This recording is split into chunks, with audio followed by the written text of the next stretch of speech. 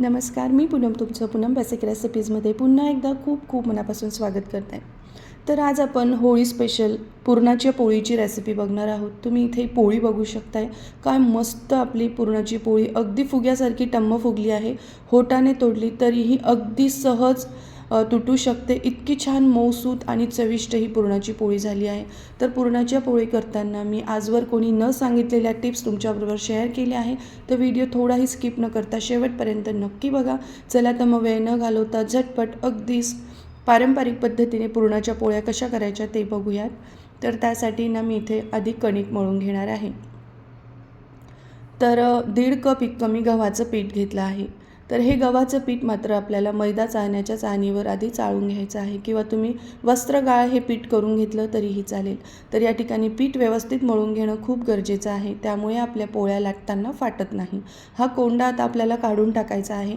त्यानंतर 1.5 टेबलस्पून म्हणजेच 1.5 मोठा चमचा इतका मी मैदा टाकला आहे. तर मैदा आवर्जून टाका, याने या पोळ्या छान लवचिक होतात आणि पोळी लाटताना फाटत नाही. महत्त्वाची टीप आहे. बिगनर असाल ना तर तुम्ही एकदा या पद्धतीने करून बघा. पहिल्यांदा जरी पोळी केली ना परफेक्टच तयार होईल.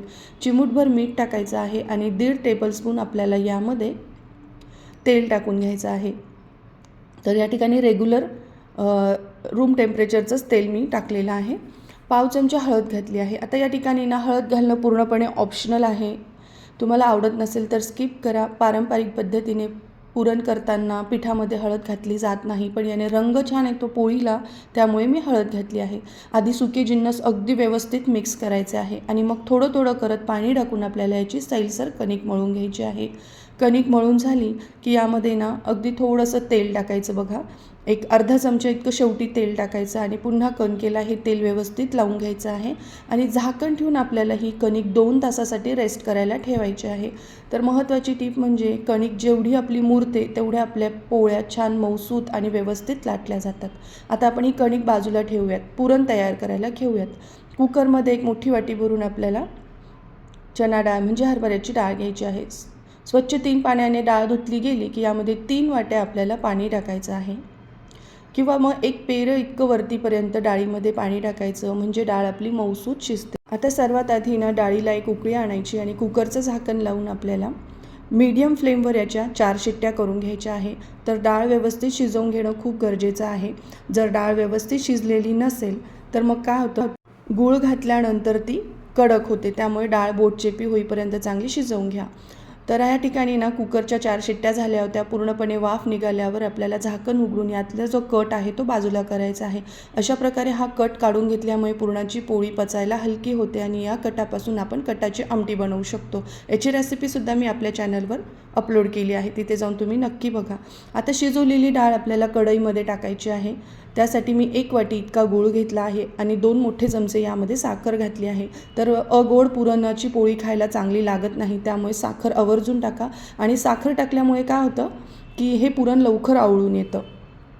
त्याचबरोबर काही लोकांना या पुरणामध्ये मीठ टाकलेलं आवडतं, तर तुम्ही या स्टेजला यामध्ये पाव चमचा मीठ टाकलं तरीही चालेल.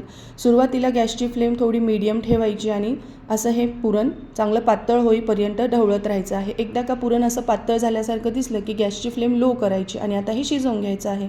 जसं पुरण शिजतं ना ते असं कढई सोडायला लागतं आणि जो आपला चमचा आहे तो पुरणाच्या मधोमध असा खवून बघायचा. तो असा सरळ उभा राहतोय, पडत नाही आहे, म्हणजे आपलं या ठिकाणी हे पुरण रेडी झालं आहे समजावे. आता बघा यामध्ये आपण 5-6 वेलदोडे कुटून टाकलेले आहे आणि त्याचबरोबर थोडंसं जायफळसुद्धा किसून टाकायचं आहे. यामुळे ना पुरणाला चव खूप छान येते. तर आवर्जून तुम्ही जायफळ आणि वेलदोड्याची पूड टाका. तर या ठिकाणी आपलं हे पुरण छान रेडी झालेलं आहे. आता आपण हे पुरण बारीक करून घेणार आहोत. तर पुरण बारीक करण्याच्या चाळणीमध्ये मी हे सगळं पुरण टाकून घेतलं आहे, किंवा तुमच्याकडे पुरण यंत्र असेल तर त्यामध्ये तुम्ही हे बारीक करून घेऊ शकतात, किंवा मिक्सरच्या छोट्या भांड्यामध्ये पूर्णपणे पुरण गार करायचं आणि अगदी बारीक करून घ्यायचं आहे. थोडेही दाणे राहू द्यायचे नाही आहे बघा डाळीचे, नाहीतर मग काय होतं की पोळी लाटताना आपली फाटते. पुरण आपलं या ठिकाणी मस्त रेडी झालेलं आहे. पुरणपोळी करायला पुरण आदल्या दिवशी तुम्ही शिजवून ठेवलं तरी चालेल. पातेल्यात पाणी टाकून हे पुरण ठेवायचं, फ्रीजमध्ये ठेवण्याची आवश्यकता नाही आहे. आता बघा या ठिकाणी आपण 2 तास झालेले आहे. आपली ही कणिक छान मुरलेली आहे. थोडंसं बघा या ठिकाणी तेल लावून पुन्हा आपल्याला ही 1-2 मिनिटासाठी मळून घ्यायची आहे. या ठिकाणी बघा कणिक जर पुरेशी सैलसर नसेल ना तर पोळ्या कडक आणि जाडसर बनतात, त्यामुळे कणिक व्यवस्थित सैलसर मळून घेणं गरजेचं आहे. आता कणकेचा अगदी छोटा गोळा घ्यायचा आहे या पद्धतीने आणि पुरणाचा मोठा उंडा तयार करायचा आहे. तर पोळीमध्ये जास्त पुरण भरा, त्यामुळे पुरणपोळी खायला खूप छान लागते आणि मऊसूत तयार होते. या पद्धतीने बघा. आता पोळी लाटताना आहे ना या ठिकाणी शक्यतो तांदळाच्या पिठीचा वापर करा. यामुळे काय होतं की पोळी सरसर लाटली जाते. आता तांदळाच्या पिठामध्ये कणकेचा गोळा घोळवून घ्यायचा आहे आणि साईडने बघा असं त्याला प्रेस करत वाटीचा आकार द्यायचा आहे आणि जे आपलं पुरण तयार केलेलं आहे त्याचा ओंडा आतमध्ये ठेवायचा आणि अशा पद्धतीने अंगठ्याने दाबत त्याला पूर्णपणे क्लोज करून घ्यायचा आहे आणि याचा असा छान ओंडा तयार करायचा आहे. अजिबात कुठल्याही साईडने याला घडी पडता कामा नये किंवा असे क्रॅक गेले नाही पाहिजे. अगदी सॉफ्ट असा आपला हा पेड्यासारखा गोळा तयार झाला पाहिजे. आता पुन्हा तांदळाच्या पिठीमध्ये याला घोळवायचं आहे आणि छान सरसर ही पोळी लाटून घ्यायची आहे. तुम्ही बघू शकता लाटताना आपली पुरणाची पोळी कुठेही फाटलेली नाही आहे, अगदी परफेक्ट अशी लाटली गेली आहे. अगदी कडेपर्यंत आपलं हे पुरण जातं. तुम्हाला कितपत जाड पातळ पोळी हवी त्याप्रमाणे पोळी लाटून घ्यायची आहे. आता आपण ही शेकणार आहोत, तर शेकण्याची प्रोसेस खूप महत्त्वाची आहे. 5 मिनिट आधीच मीडियम फ्लेमवर मी तवा गरम करून घेतला आहे. असा सपाट तवा शक्यतो वापरा लोखंडाचा आणि यावर ही पोळी टाकायची आहे. गॅसची फ्लेम आता मीडियम टू हाय करायची आहे. एका साईडने हिला चांगले मोठे मोठे असे फोड आल्यासारखे दिसले की मग पलटवायची आहे. तुम्ही बघू शकता अगदी फुग्यासारखी आपली ही पोळी फुगून रेडी झाली आहे. शेवटी अशी साजूक तूप टाकायचं आहे. तर तूप थोडं मेल्ट करून टाका म्हणजे व्यवस्थित ते पोळीवर सगळीकडे स्प्रेड होतं. दोघंही साईडने असं छान खरपूस मस्त हिला भाजून घ्यायचं आहे साजूक तूप लावून. मी अजून एक पोळी तुम्हाला या ठिकाणी लाटून दाखवते. त्याचबरोबर एक महत्त्वाची टीप म्हणजे पुरण सैल झाले असं तुम्हाला वाटत असेल तर मलमलचा एखादा कापड घ्यायचा आणि त्यावर हे पुरण टाकायचं. म्हणजे काय होतं, ते जे कापड असतं ना ते पुरणाचं पाणी शोषून घेतं आणि मग आपलं पुरण छान खुटखुटीत तयार होत असतं. त्याचबरोबर दुसरी महत्त्वाची टीप म्हणजे पुरण जास्त घट्ट वाटत असेल, कोरडं वाटत असेल तर अशा वेळी काय करायचं, जे आपण पुरणाचं पाणी काढलं आहे, कट काढला आहे तो किंवा मग दूध लावून आहे ना पुन्हा आहे ना आपलं जे पुरण आहे ते थोडंसं सैलसर करून घ्यायचं आहे. म्हणजे आपलं पुरण अगदी व्यवस्थित पोळीमध्ये स्प्रेड होतं.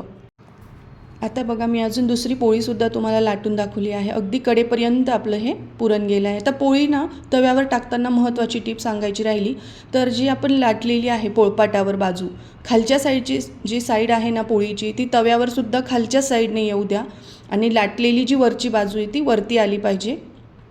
बघा तुमच्या लक्षात आलं असेल.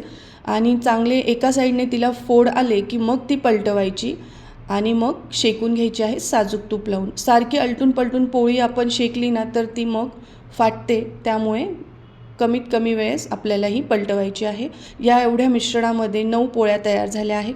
आणि अजून तुम्ही माझ्या चॅनलला सबस्क्राईब केलं नसेल तर प्लीज नक्की सबस्क्राईब करा आणि बेल आयकॉनवर क्लिक करा. माझा व्हिडिओ पाहिल्याबद्दल धन्यवाद.